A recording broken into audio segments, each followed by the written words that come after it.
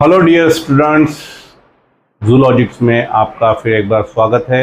मैं हूं नवाब शेख। तो हम आज जो बात करने वाले हैं एक बहुत इम्पोर्टेंट टॉपिक के बारे में बात करने वाले हैं। ये 11th का टॉपिक है जूलॉजी का। वो टॉपिक शुरू करने से पहले मैं आप लोगों से कुछ सवालात करना चाहता हूं। इंसान को या लिविंग बीइंग्स को, एनिमल्स को जिंदा रहने के लिए किन किन चीज़ों की ज़रूरत होती है। मैं ये जो चैप्टर है वो स्क्रैच से शुरू कर रहा हूँ, क्योंकि उसका एक बिल्टअप बना रहा हूँ जिसकी वजह से आपको ये चैप्टर का सिग्निफिकेंस समझ में आएगा, इसको पढ़ना क्यों ज़रूरी है ये समझ में आएगा, और ये कितना इम्पोर्टेंट सब्जेक्ट है ये भी समझ में आएगा आपको। तो लिविंग बीइंग को और ह्यूमन बीइंग को, हमको ज़िंदा रहने के लिए किन किन चीज़ों की ज़रूरत होती है। जैसा कि आप लोग जानते हैं, इंसान को या लिविंग बीइंग को ज़िंदा रहने के लिए एनर्जी की ज़रूरत होती है। एनर्जी की ज़रूरत होती है। उसके अलावा इंसान को ज़रूरत होती है ऑक्सीजन की। कुछ एनिमल्स को जिंदा रहने के लिए कॉन्स्टेंटली लोकोमोशन की ज़रूरत होती है। ऐसी एन नंबर ऑफ लिस्ट है जिसकी हमें जिंदा रहने के लिए ज़रूरत होती है। एनर्जी हमको मिलती है फूड से, और ऑक्सीजन मिलता है हमको एनवायरनमेंट से। तो आज हमारा जो टॉपिक है वो ऑक्सीजन से रिलेटेड है। हर टाइप के जो लिविंग ऑर्गेनिजम्स हैं उनको अलग टाइप से ऑक्सीजन लेने की ज़रूरत पड़ती है। लगता तो ऑक्सीजन ही है, लेकिन उनका ऑक्सीजन लेने का जो तरीका है वो अलग अलग होता है। तो इसीलिए ये आज का टॉपिक हमारा जो है वो है breathing and exchange of gases.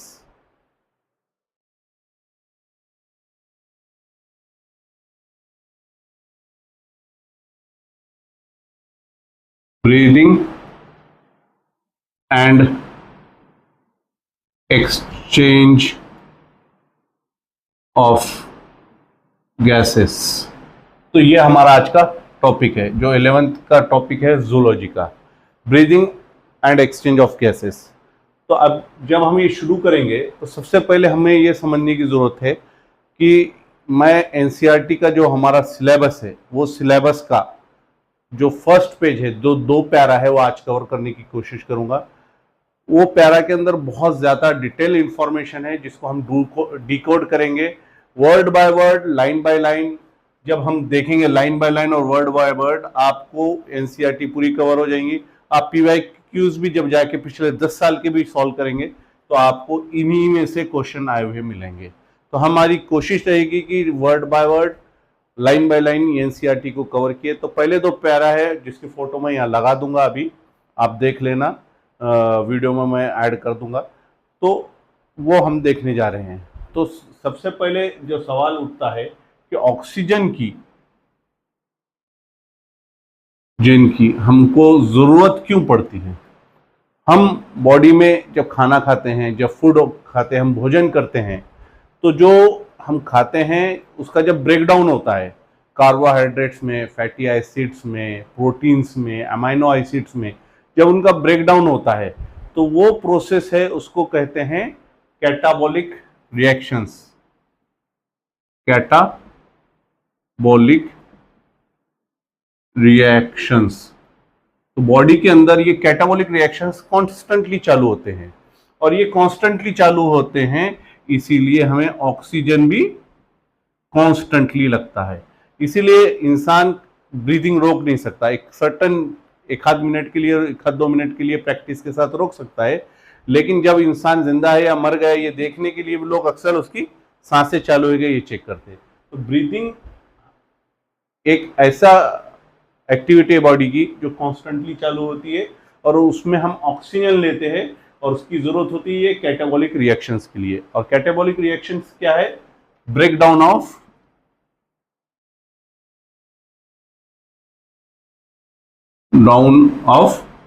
Fatty acid, carbs, proteins तो ये जो कॉम्प्लेक्स फूड मॉलिक्यूल्स है उसके ब्रेकडाउन को कैटाबोलिक रिएक्शंस कहते हैं, और उसको ऑक्सीजन की जरूरत पड़ती है। और ये जो कैटाबोलिक रिएक्शन है, जब इसमें ऑक्सीजन आता है तो इससे निकलती है एनर्जी, और ये एनर्जी हमारे बॉडी एक्टिविटीज के लिए इस्तेमाल होती है। इसीलिए जब ज्यादा एक्सर्शन वाला काम, ऐसा काम करते हो जिसमें मेहनत लगती है, ज्यादा एनर्जी लगती है, तब आपकी सांसें भी फूलने लगती है। मतलब आपको जब हेवी वर्क करते हैं आप, तो आपको हेवी ब्रीदिंग भी करना पड़ता है। क्यों करना पड़ता है? क्योंकि कैटाबॉलिक रिएक्शन में ऑक्सीजन की जरूरत बढ़ जाती है, रिक्वायरमेंट बढ़ जाती है, क्योंकि ज्यादा एनर्जी बॉडी मांग रही है तो ऑक्सीजन भी ज्यादा लगेगा। तो ये कैटाबॉलिक रिएक्शन का प्रोसेस है, इसके अंदर ऑक्सीजन की जरूरत पड़ती है। एनसीईआरटी के हमारे बुक में तो सिर्फ एक लाइन में ये लिखा हुआ था कि कैटाबॉलिक रिएक्शंस में ऑक्सीजन की जरूरत पड़ती है, लेकिन मैंने यहाँ पे पूरा डिकोड करके आपको बता दिया कि कैटाबॉलिक रिएक्शन क्या है और ऑक्सीजन की जरूरत क्यों पड़ती है। हाँ, अब आगे की बात आएगी कि वो ये जो रिएक्शंस है कैटाबॉलिक रिएक्शन, तो हर लिविंग बीइंग्स में होते हैं, सिर्फ इंसानों में होते, ऐसी बात नहीं है। तो लोअर इनवर्टिब्रेट्स भी है। तो हम ह्यूमन रेस्पिरेटरी सिस्टम को डायरेक्ट जाने से पहले हम थोड़े से प्रिमिटिव जो लिविंग बीइंग्स है, जिसमें लोअर इनवर्टिब्रेट्स है और कुछ वर्टिब्रेट्स भी है, उनके बारे में पढ़ेंगे, क्योंकि हमारे एनसीईआरटी के सिलेबस में वो चीज़ें यहाँ पे दी गई है।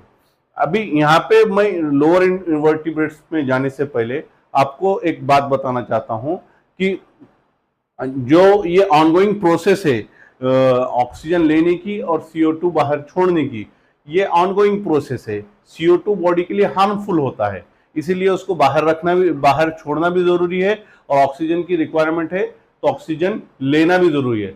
तो ये ऑक्सीजन लेने की और CO2 बाहर छोड़ने की ये प्रोसेस को एक्सचेंज कहा जाता है। मैंने आपको पेन दिया, आपने मुझे पेंसिल दिया, एक चीज दी और गई और एक चीज ली गई, इसीलिए इसे एक्सचेंज कहा जाता है।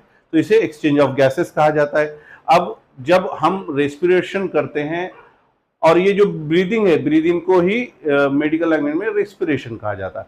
और जब रेस्पिरेशन करते हैं तो रेस्पिरेशन के ऑर्गन्स होते हैं बॉडी के अंदर, और ये ऑर्गन्स जो है यही आपकी मैकेनिज्म ऑफ ब्रीदिंग को डिफाइन करते हैं।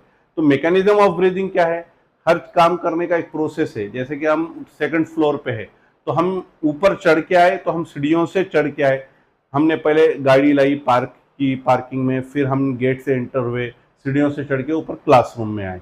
इसी तरीके से एक बर्ड को जब यहाँ पे आना होगा तो उसको ये प्रोसेस फॉलो करने की जरूरत नहीं पड़ेगी, क्योंकि उसके पास ऑर्गन्स अलग है, तो यहाँ पे वो डायरेक्ट आ जाएगा, खिड़की से उड़कर अंदर आ जाएगा। एक सांप को आने के लिए अलग प्रोसेस रहेगी। तो जो जैसे ऑर्गन्स आपके पास अवेलेबल है, उस हिसाब से आपकी मैकेनिज्म ऑफ ब्रीदिंग अलग हो सकती है। अब ये मैकेनिज्म ऑफ ब्रीदिंग जो है वो डिपेंड करती है दो चीजों पे। मैकेनिज्म, अब हम पहला पॉइंट देखा हमने कैटाबॉलिक रिएक्शंस के बारे में। अब हम देख रहे हैं मैकेनिज्म ऑफ ब्रीदिंग किन चीजों पे डिपेंड करती है।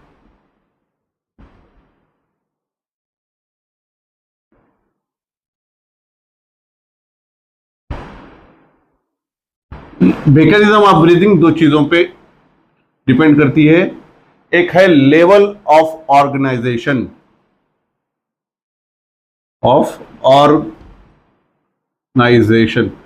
वो पर्टिकुलर एनिमल की बॉडी क्या लेवल की बनी हुई है। जैसा कि हम जब एनिमल किंगडम पढ़ेंगे उसके अंदर आप ये डिटेल से पढ़ेंगे। कुछ एनिमल्स है जो सेल, एक मास ऑफ सेल्स होता है। कुछ एनिमल्स है जिसके अंदर टिश्यू डिफाइंड होते हैं। कुछ एनिमल्स होते हैं जिसके अंदर बॉडी स्ट्रक्चर्स डिफाइंड होते हैं, जिसके अंदर ऑर्गन्स होते हैं, ऑर्गन सिस्टम होती है। जैसे इंसानों के अंदर रेस्पिरेटरी सिस्टम एक है, सर्कुलेटरी सिस्टम है, न्यूरॉन से रिलेटेड हमारा वो सिस्टम अलग है, एंडोक्राइन सिस्टम अलग है।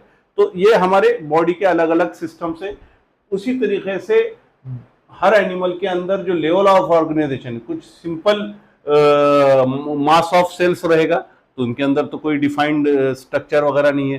तो किस टाइप का ऑर्गेनाइजेशन वो एनिमल में है, इसके ऊपर उसका मैकेनिज्म ऑफ ब्रीदिंग डिपेंड होता है। और दूसरा है हैबिटाट पे। हैबिटाट कहते हैं उसका एनवायरनमेंट जहां पे वो नॉर्मली पाया जाता है। कुछ एनिमल्स पानी में पाए जाते हैं तो वो उनका वो एक्वाटिक हैबिटाट हो गया, कुछ एनिमल्स जंगल में पाए जाते तो ये उनका हैबिटाट हो गया। इंसान जैसा भी हम शहरों में रहते हैं ये हमारे लिए नेचुरल हैबिटाट है। तो ये दो चीजों पे, लेवल ऑफ ऑर्गेनाइजेशन और हैबिटाट, वो कहाँ पे नॉर्मली पाए जाते हैं, इसके ऊपर मैकेनिज्म ऑफ ब्रीदिंग जो है सो एनिमल्स की डिपेंड होती है। तो अब हम यहाँ पे एग्जांपल्स देखेंगे जो हमारे एनसीईआरटी में दिए गए हैं। वो है सिंपल इनवर्टिब्रेट से हमारे एनसीईआरटी के सिलेबस में शुरुआत की गई है। तो हम सिंपल इनवर्टिब्रेट से हम देखना शुरू करेंगे। सिंपल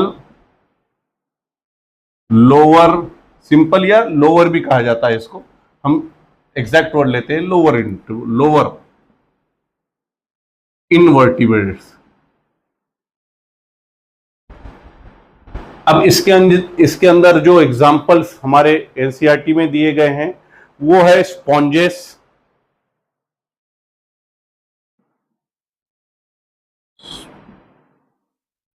उसके बाद हमारे पास दिए गया है जो एग्जाम्पल है वो सिलेंट्रेट्स का है।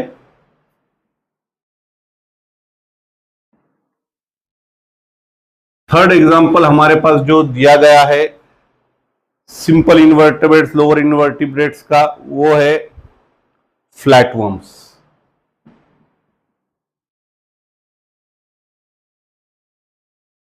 तो ये जो एग्जाम्पल हम देख रहे हैं ये एक ग्रुप ऑफ एनिमल्स का नाम है। इसके अंदर सिंगल अलग अलग टाइप के एनिमल्स भी पाए जाते हैं जो हम डिटेल में एनिमल किंगडम में देखेंगे। लेकिन यहाँ पे एक ट्विस्ट है, एक कैच है। जब आपको क्वेश्चन आएगा कि स्पॉन्जेस के अंदर लेवल ऑफ स्पॉन्जेस के अंदर रेस्पिरेशन किस टाइप से होता है, तो जरूरी नहीं कि स्पॉन्जेस ही आए, इसके जो एग्जाम्पल्स है उस हिसाब से भी आ सकता है। जैसा अब इसके एग्जाम्पल है साइकॉन, ये एक स्पॉन्ज का टाइप होता है, उसके नाम से भी आपको पूछा जाएगा। एक है स्पॉन्जिला, इसका एग्जाम्पल है। तो साइकॉन के अंदर कौन सा रेस्पिरेशन है, डायरेक्ट ऐसा भी क्वेश्चन आ सकता है। तो आप पढ़ के जाएंगे सिर्फ स्पॉन्जेस, आपको याद नहीं होगा कि उसका एक टाइप साइकॉन भी है, आपने पढ़ा ही नहीं है। तो ये कैच और ये जो ट्विस्ट है यहाँ पे समझने की जरूरत है। ये तो ग्रुप ऑफ एनिमल्स के बारे में एनसीईआरटी ने हमें दे दिया है, लेकिन यही ग्रुप ऑफ एनिमल्स हम जब एनिमल किंगडम में पढ़ते हैं तो उसको डिटेल में एग्जाम्पल्स के साथ पढ़ते हैं। तो जरूरी नहीं कि आपको एक्सचेंज ऑफ गैसेस के ऊपर जो क्वेश्चन आएगा उसके अंदर ये ग्रुप का ही नाम आ, उसमें आपको एग्जाम्पल के नाम से भी क्वेश्चन आ सकता है। तो उसके बाद हम देखते हैं सिलेंट्रेट्स। सिलेंट्रेट्स के अंदर अलग अलग है, इसके अंदर भी मेडुसा है, ये उसका एग्जाम्पल है मेडुसा। उसके अलावा उसका पॉलिप उसका एक एग्जाम्पल है। तो आप लोग जब नोट्स रेफर करेंगे तो आप लोग ये खास तौर पे ध्यान देना कि स्पॉन्जेस, सिलेंट्रेट्स और फ्लैटवर्म्स ये ग्रुप ऑफ एनिमल्स है। अब जैसा फ्लैटवर्म्स का लीवर फ्लूक है, तो आपको एग्जाम्पल्स भी याद रखने हैं, क्वेश्चन में एग्जाम्पल से भी आपको क्वेश्चंस आ सकता है। तो ये जो लोअर या सिंपल इनवर्टिब्रेट्स है इनके अंदर जो रेस्पिरेशन पाया जाता है वो सिंपल डिफ्यूजन वाला स्टाइल अपनाया जाता है। जो ओवरऑल बॉडी उसकी पूरी, जैसा अब ये लीवर फ्लूक है, इस टाइप का होता है लीवर फ्लूक।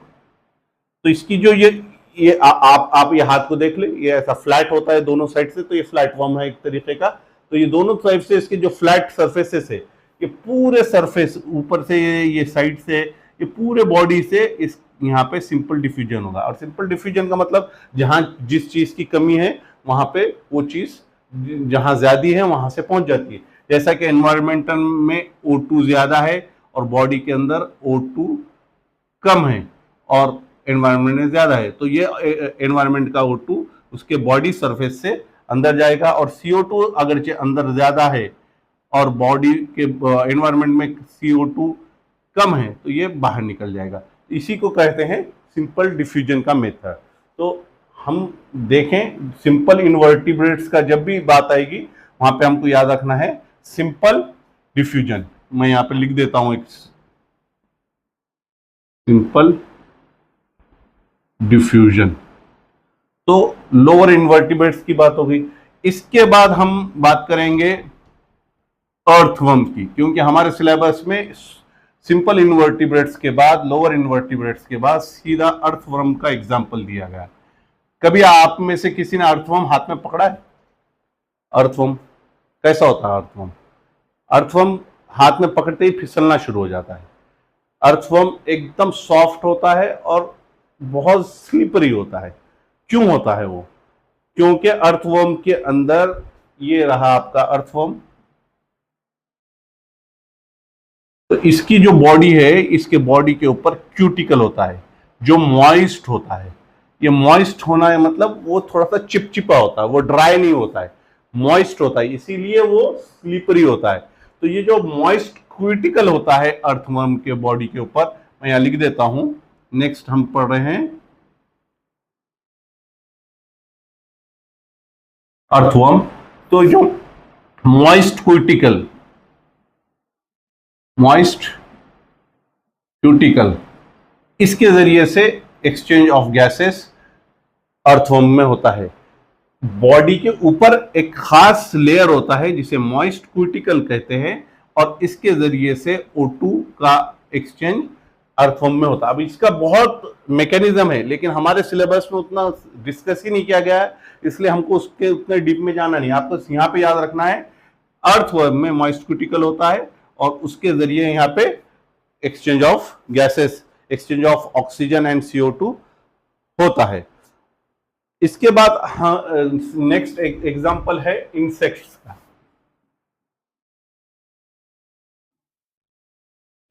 इंसेक्ट्स हम ये डिटेल में पढ़ेंगे जब हम एनिमल किंगडम में आर्थ्रोपोडा पढ़ेंगे ना, तब हम इंसेक्ट्स को डिटेल में पढ़ेंगे। इसका एक एग्जांपल भी कॉकरोच जो है, हमको कॉकरोच भी हमको पढ़ना है, तब हम उसको और डिटेल में पढ़ेंगे। लेकिन ये जो हमारा टॉपिक है आज का, breathing and exchange of gases, उसके अंदर इंसेक्ट्स के बारे में क्या आया हुआ है। Insects have vascularised branches, network of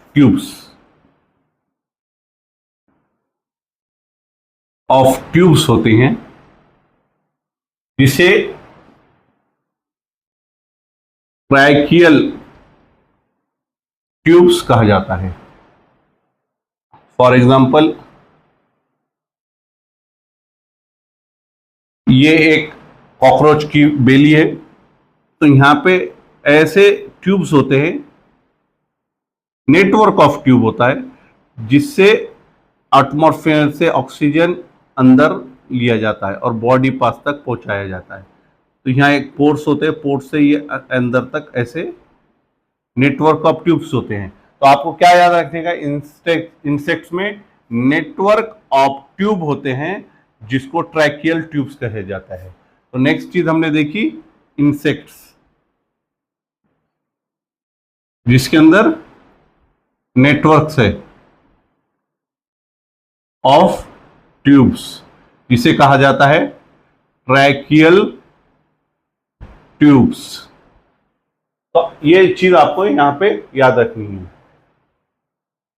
earthworm हो गया, इंसेक्ट्स हो गया। अब नेक्स्ट जो है एग्जाम्पल जो हमारे सिलेबस में है वो है एक्वाटिक आर्थ्रोपोड्स का। आर्थ्रोपोड जो हमने इंसेक्ट्स भी है वो आर्थ्रोपोड में आते हैं, लेकिन वो जमीन पे पाए जाने वाले, जो पानी के अंदर पाए जाते हैं उसे कहते हैं एक्वाटिक आर्थ्रोपोड्स। अब ये एक्वाटिक आर्थ्रोपोड्स के अंदर ये भी ग्रुप ऑफ एनिमल का नाम है, इसके अंदर आपको बहुत से एग्जाम्पल मिलेंगे। तो हम एग्जाम्पल के साथ भी इसको देखना हमारे लिए बहुत जरूरी है। एक्वाटिक आर्थ्रोपोड्स में आता है हमारे लिए प्रॉन्स आते हैं, झींगा, आपके सिंपल झींगा, प्रॉन्स आते हैं। कौन कौन खाता है यहाँ पे झींगा? बहुत अच्छी चीज है, बहुत ज्यादा, जो नॉन वेजिटेरियन है उनके लिए बता रहा हूँ, बहुत ज्यादा न्यूट्रिशियस चीज है, बहुत बॉडी के लिए फायदेमंद है। तो मेडिकल में इसको एक सुपर फूड कहा जाता है। तो ये प्रॉन्स जो है वो एक्वाटिक आर्थ्रोपोड्स है। इनके अंदर रेस्पिरेशन किस तरीके से होता है? इनके अंदर होता है वैस्कुलराइज्ड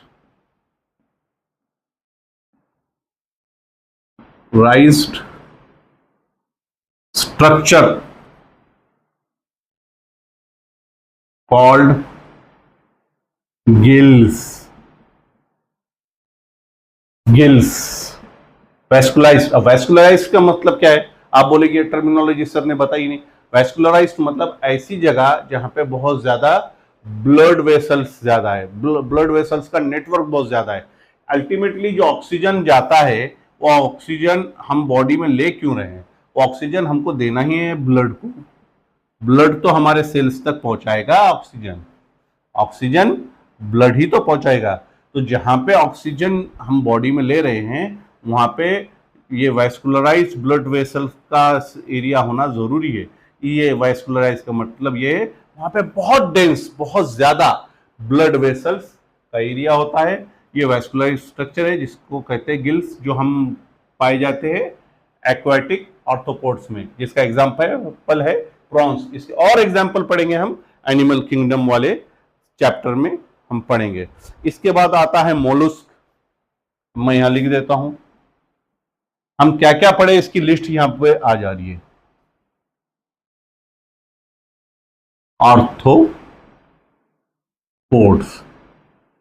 स्पेलिंग्स आप लोग बुक में देख के सही से लिखकर उसको समझ ले। मैं यहाँ पे अगरचे स्पेलिंग लिखते पूरा बैठूंगा तो बहुत ज्यादा वक्त लग जाएगा।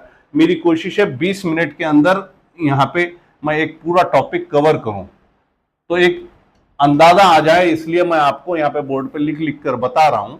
इसके अलावा आप लोग जब एनसीईआरटी पढ़ोगे, एनसीईआरटी की बुक जब जाके पढ़ोगे, तब आपने स्पेलिंग्स लिख लेने का। वैसे भी हमें जो नीट पास करना है वो एमसीक्यू होती है, वहां पे हमको स्पेलिंग लिखना नहीं होता है, हमको सिर्फ वर्ड समझ में आना, पढ़ने आना, और उसके बाद सही क्वेश्चंस हमको उसमें से चूज करना होता है।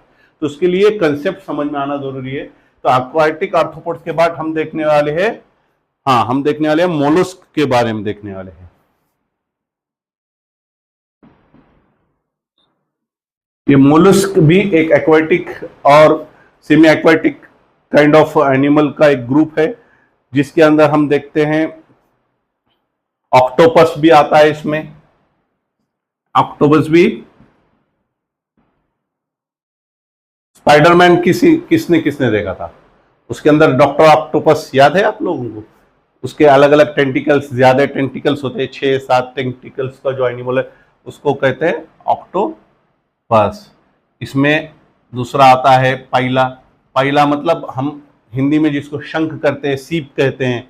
जब हम जाते हैं समंदर किनारे तो अक्सर जो गोगल गाय भी बोलते हैं हमारे मराठी में, जो सीप है धीरे धीरे धीरे धीरे धीरे धीरे चलती है, उसको हम शंख, जो हमारे साधु संत भी बजाते हैं शंख, तो ये पाइला है, ये मोलस्क का हिस्सा है। और ये जो शंख और शंख यानी पाइला और ऑक्टोपस है, ये मोलस्क है। ये भी वैस्कुलराइज्ड गिल इस्तेमाल करते हैं इनके अंदर भी, मतलब जो एक्वाटिक आर्थ्रोपोड इस्तेमाल करते हैं वही मोलस्क भी इस्तेमाल करते हैं। मोलस्क भी, ये दोनों भी क्या इस्तेमाल करते हैं? दोनों का मैं यहां कंबाइंड लिख रहा हूं, vascularised structure called gills. Gills याद रखना है आपको। अब इसमें और एक चीज है, गिल्स से जो रेस्पिरेशन होता है उसे कहते हैं ब्रैंकियल रेस्पिरेशन। हम सब याद रख लिए, लेकिन इसका जो टर्म है, जो एक्चुअल टर्म है, जो साइंटिफिक टर्म है, वो हमको याद रखना चाहिए। अब जैसा हमने देखा था यहाँ earthworm, moist cuticle, moist cuticle, जो क्यूटिकल्स के जरिए, जो स्किन के जरिए जो रेस्पिरेशन होता है उसको कहा जाता है, एक यहां पे लिख देता हूं मैं, क्यूटेनियस रेस्पिरेशन। तो ये जो टर्म्स है बहुत ज्यादा है। जो गिल्स के जरिए होता है उसको ब्रैंकियल रेस्पिरेशन कहते हैं, जो स्किन के जरिए होता है उसको क्यूटेनियस रेस्पिरेशन कहते हैं। तो शंख, यानी पाइला, ऑक्टोपस, इनके अंदर भी जो वास्कुलराइज्ड स्ट्रक्चर कॉल्ड गिल्स, उसके जरिए रेस्पिरेशन होता है, जिसको ब्रैंकियल रेस्पिरेशन कहते हैं। तो हमने ह्यूमन रेस्पिरेटरी ऑर्गन और ह्यूमन रेस्पिरेटरी सिस्टम पढ़ने से पहले जो लोअर सिंपल इनवर्टिब्रेट्स के जो टॉपिक्स टाइप्स है वो देख रहे हैं, जिसमें हमने सबसे पहले कैटाबोलिक रिएक्शन क्या होता है ये समझा, उसके बाद मैकेनिज्म ऑफ ब्रीदिंग समझा। मैकेनिज्म ऑफ ब्रीदिंग हमने यहाँ पे देखा कि हैबिटेट और लेवल ऑफ ऑर्गेनाइजेशन पे डिपेंड होती है। फिर हमने लोअर वर्टिब्रेट देखा जिसमें सिंपल डिफ्यूजन हो पाया जाता है। फिर अर्थमा हम देखा जिसमें मॉइस्ट क्यूटिकल पाया जाता है। फिर हमने इंसेक्ट्स देखा जिसमें नेटवर्क ऑफ ट्यूब्स होता है, जिसको ट्रैकियल ट्यूब्स कहते हैं। फिर एक्वाटिक आर्थ्रोपॉड्स और मॉलस्क दिखा जिसके अंदर वैस्कुलराइज्ड स्ट्रक्चर कॉल्ड गिल्स होता है, जिसको ब्रैंकियल रेस्पिरेशन कहते हैं। तो ये पॉइंट्स आप ध्यान में रखो, और मैं जब पढ़ाऊँ तो आप साथ साथ रनिंग नोट्स लिया करो, स्क्रिबल किया करो, एक पेज लिया करो, आगे पीछे लिखिए। जब आप रिवीजन करने बैठोगे वो पेज सामने रखेगा तो सर ने यहाँ पे क्या क्या बोला, क्या ट्विस्ट बोला, क्या कैच बोला, क्या एग्जाम्पल्स बोले, फिर कौन से टॉपिक, दूसरे कौन से टॉपिक्स का रेफरेंस दिया, ये आपको सब चीजें याद आना शुरू हो जाएंगी। तो आपको ये लेक्चर आपका ब्रेनस्टॉर्मिंग सेशन बन जाएगा, आपके दिमाग में रिटेन करने के लिए आसान हो जाएगा। तो इसके बाद हम बात करेंगे टेरेस्ट्रियल फॉर्म्स की, वर्टिब्रेट्स की बात करेंगे। हमने इनवर्टिब्रेट्स और लोअर इनवर्टिब्रेट्स की बात यहाँ पे देख ली। अब इसके बाद हम देखने वाले हैं terrestrial forms of animals. Terrestrial का मतलब क्या है? जो जमीन पर रहने वाले एनिमल्स है, जिसमें आते हैं वर्टिब्रेट्स।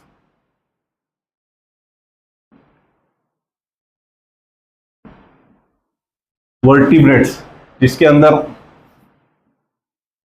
हाँ ह्यूमंस तो हम हैं ही हैं, लेकिन हमारे पास जो एग्जांपल्स हमारी इसके अंदर दिया हुआ है टेरेस्ट्रियल फॉर्म्स के और वर्टिब्रेट्स के, जो एनसीईआरटी में दिए गए, मैं वही आपको यहाँ पे लिखवाने की कोशिश करूंगा। टेरेस्ट्रियल एनिमल्स, हाँ, टेरेस्ट्रियल एनिमल्स के अंदर जो रेस्पिरेशन होता है वो रेस्पिरेशन होता है एग्जैक्ट टेरेस्ट्रियल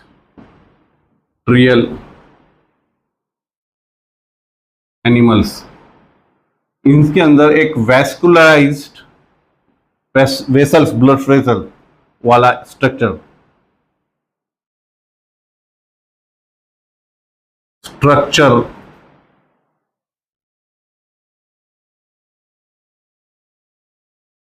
लाइक बैग्स। यहां पे वैस्कुलराइज्ड स्ट्रक्चर जिसे हम गिल्स कहते हैं, यहां पे जो है वैस्कुलराइज्ड बैग लाइक स्ट्रक्चर, जिसे हम यहां लंग्स कहते हैं। और जो रेस्पिरेशन लंग्स के जरिए होता है उसे कहते हैं पल्मोनरी रेस्पिरेशन। ये पल्मोनरी जब आप मेडिकल को जाएंगे ना, बहुत ज्यादा आपको सुनने पड़ेगा। अब थोड़ी सी सिलेबस से हटके बात कर रहा हूं, ये सब हम क्यों पढ़ रहे हैं? क्योंकि आप जब डॉक्टर बनोगे तो आपको सबसे ज्यादा जो प्रॉब्लम्स और पेशेंट्स मिलेंगे वो रेस्पिरेशन के ही मिलेंगे। रेस्पिरेटरी सिस्टम के अंदर कुछ ना कुछ प्रॉब्लम आ जाएगा। तो कोरोना क्या था? कोरोना एक रेस्पिरेटरी डिसीज था, लंग्स में होने वाला इन्फेक्शन ही था, जो एक वायरस के जरिए हो रहा था।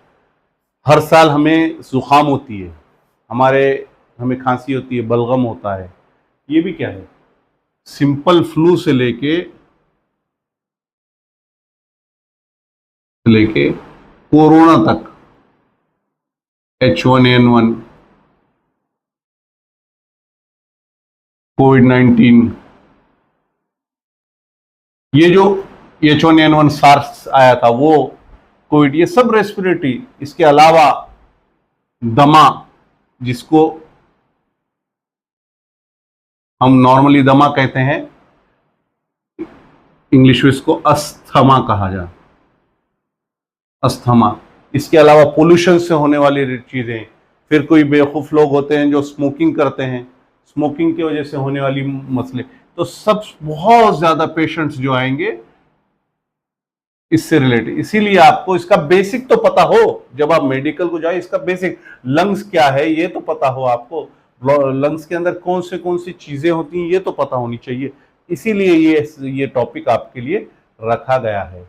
मैं एक मेडिकल फील्ड से, मैं एक फार्मा फील्ड से हूँ, इसलिए ये सब चीजें मुझे पता है, इसलिए मैंने आपको यहाँ पे एक छोटी सी चीज, सिग्निफिकेंस जब तक हमको पता नहीं चलता ना, जब तक हम उसको ध्यान नहीं देते, किसी चीज की जरूरत और सिग्निफिकेंस जब तक हम नहीं समझते, तब तक हमारी वो चीज की वैल्यू हमारे पास नहीं होती है। तो ये टॉपिक की वैल्यू है इसके लिए।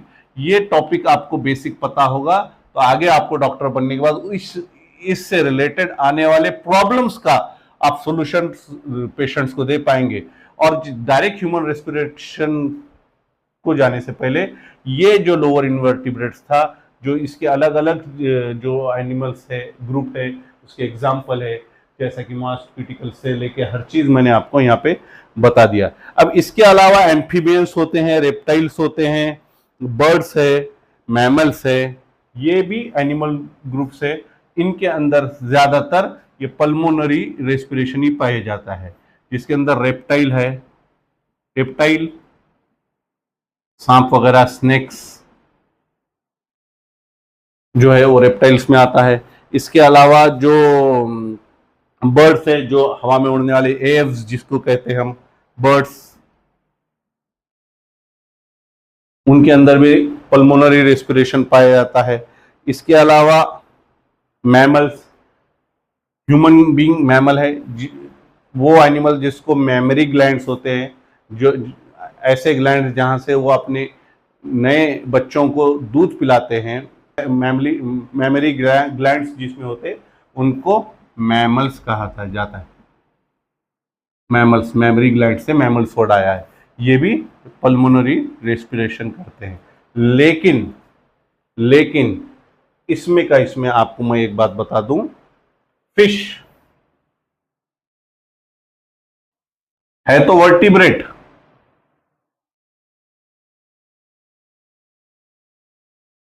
लोअर इनवर्टिब्रेट में नहीं है, वर्टिब्रेट में है, लेकिन ये गिल्स के जरिए, क्योंकि वो पानी में होता है।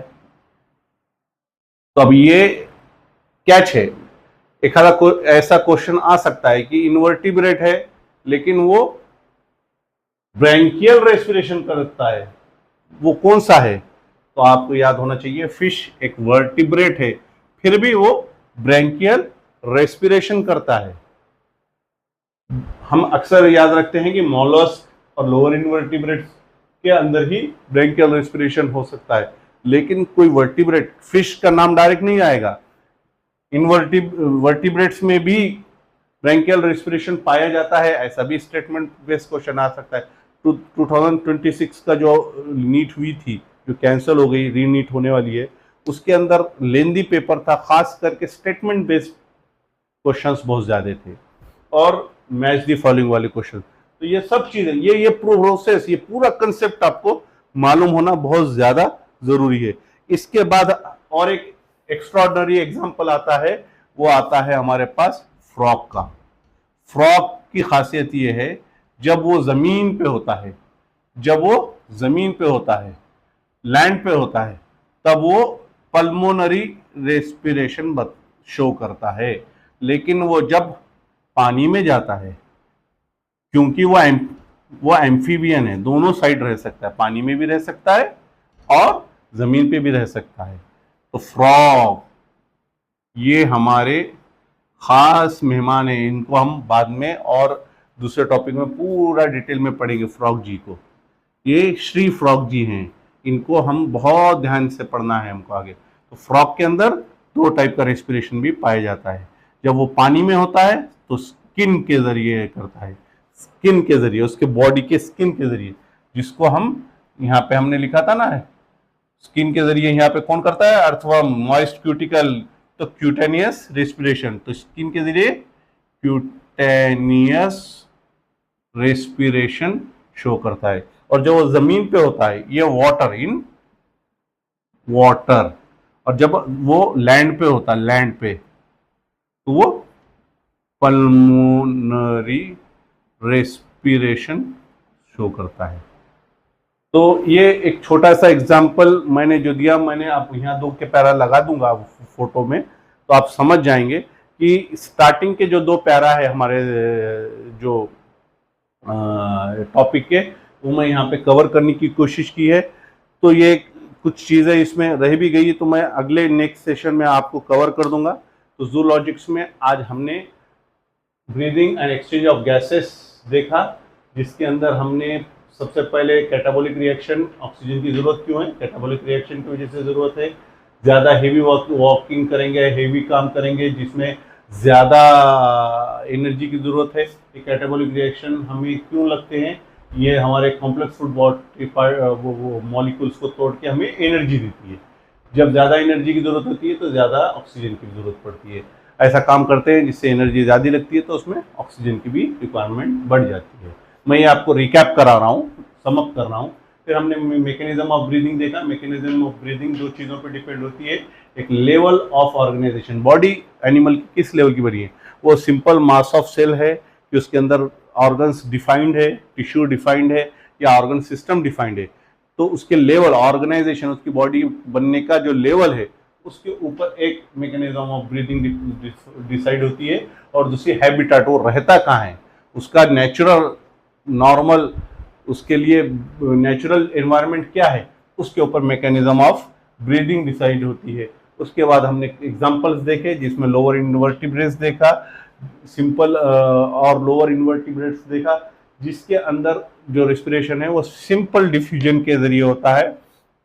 उसके बाद हमने अर्थवर्म देखा, मॉइस्ट क्यूटिकल, क्यूटेनियस रेस्पिरेशन, फिर इंसेक्ट्स देखा, नेटवर्क ऑफ ट्यूब्स होते हैं जिसे ट्रैकियल ट्यूब्स कहा जाता है। उसके बाद हमने इंसेक्ट्स के बाद हमने एक्वेटिक ऑर्थ्रोपोड्स देखा, और उसके बाद मॉलस्क देखा। ये दोनों में भी हमने वैस्कुलराइज गिल लाइक स्ट्रक्चर देखा। इनवर्ट लोअर इनवर्टिब्रेट्स में हमने कुछ उसके एग्जांपल देखे, स्पॉन्जेस देखे, फिर हमने उसके स्पॉन्जेस देखे, सिलेंट्रेट्स देखे। उसके बाद हमने उसके सिलेंट्रेट्स देखे, फ्लैटवर्म देखे, और हमने उसके अंदर स्पॉन्जेस देखे, राइट, स्पॉन्जेस, सिलेंट्रेट्स और फ्लैटवर्म देखे। हमने उसके एग्जांपल भी देखे। स्पॉन्जेस का एग्जांपल हमने साइकॉन देखा, स्पॉन्जिला भी देखा, सिलेंट्रेट्स में हमने मेडुसा देखा, पॉलिप देखा, फ्लैटवर्म में हमने लीवर फ्लूक देखा। इसके जितने भी एग्जांपल्स एनसीईआरटी में दूसरे टॉपिक्स में आने वाले, वो भी हमको वो ट्विस्ट याद रखो, उसके जरिए भी क्वेश्चन आ सकता है। तो लोअर इनवर्टिब्रेट्स के हमने एग्जांपल भी देखे। फिर हमने वर्टिब्रेट्स और जो लैंड पर रहने वाले टेरिस्ट्रियल